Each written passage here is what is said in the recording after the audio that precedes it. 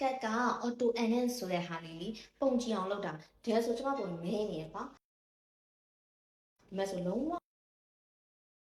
ကြည့်တောက်ရှင်းဖြစ်သွားအဲ့လိုမျိုးလောက်တာလေးကိုလာပြတာပါအဲ့တော့ auto enhance ဆိုတာလေးကိုနှိပ်လိုက်ပါနှိပ်လိုက်ပြီးလို့ရှိရင်ကိုပုံထည့်ပြီးတော့လို့ရှိရင်အောက်မှာတော့ auto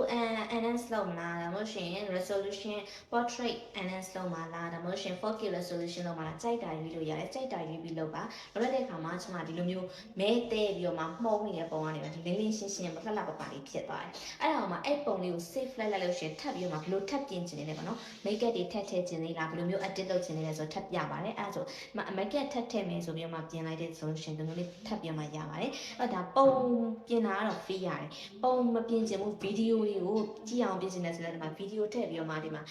enhance လုပ်လိုက်တဲ့အခါမှာဆိုရှင်ဗီဒီယိုလည်းကြည့်သွားတယ်နော်အဲ့တော့ဗီဒီယိုကတော့ပြင်တာကတော့ free မရဘူးနော် pro သုံးမှရတယ်ပုံကတော့ free ရတယ်ရှင်အဲ့တော့ကြတော့ဒီဗီဒီယိုပြင်ချင်တယ်ဒါမှမဟုတ်ရှင် pro သုံးချင်တယ်ဆိုလို့ရှင်တော့ဒီ Telegram Premium ACC နည်းနည်းဆွဲကောက်မှတောင်းမိလို့ရပါတယ်